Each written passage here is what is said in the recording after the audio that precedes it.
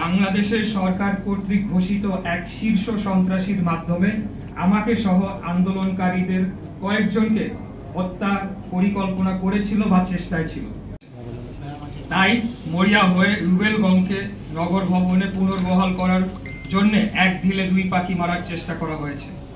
প্রকৌশল বিভাগের কুখ্যাত রুবেল একদিনও আন্দোলনে ছিল না, কিন্তু নিজেকে কোথাও কোথাও বিএনপির সমর্থক হিসেবে দাবি করে। তদবির করে কাজ ভাগাভাগির মাধ্যমে অবৈধ অর্থনৈতিক সুবিধা করে দেয় এনসিপি ও রাজনৈতিক কিছু নেতাদের।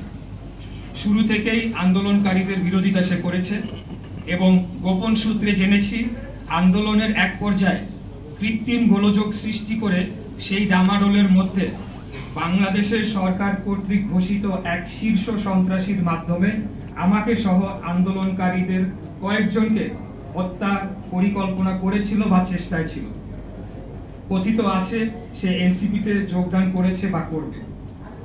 আসিফ মাহমুদ তার বক্তব্য ও কথাবার্তায় লাগাম টেনে ধরে বর্তমানে যে কিছুটা স্থিতিশীল অবস্থা রয়েছে তা বিনষ্ট করবে না বলে আমি আশা করছি এবং কোনো ক্রমে কারো প্ররোচনায় বা নিজ সিদ্ধান্তে আন্দোলনে অংশগ্রহণকারী কর্মকর্তা ও কর্মচারীদের বিষয়ে প্রতিহিংসামূলক পদক্ষেপের চিন্তা ভুলক্রমে করবে না। এটি একটা সতর্কবাণী হিসেবে আমি দিচ্ছি। এর কোনো ব্যত্যয় হলে ঢাকা নগরবাসী মেনে নিবে না এবং পুনরায় আন্দোলন শুরু হলে তার নগর ভবনের গণ্ডি পেরিয়ে রাজপথে গড়াবে, সেটি করা উচিত। সর্বোপরি আমি ঢাকা নগরবাসী, ঢাকা দক্ষিণের ভোটারগণ, ঢাকা দক্ষিণ সিটি কর্পোরেশনের সর্বস্তরের কর্মকর্তা ও কর্মচারী বৃন্দের প্রতি আমার আজীবন কৃতজ্ঞতা ও একজন রাজনীতিবিদ হিসেবে আনুগত্য পোষণ করছি।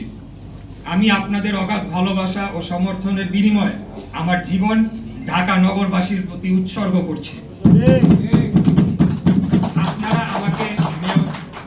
আপনারা আমাকে মেয়র হিসেবে দায়িত্ব দিতে চেয়েছেন, তাই রাজপথে নেমে এসেছিলেন। তবে আমি খুব স্পষ্ট ভাষায় বলতে চাই, একদম শুরু থেকে এই অন্তর্বর্তীকালীন সরকারের অধীনে মেয়র পদে বসে নগর পরিচালনা করার পরিকল্পনা আমার ছিল না।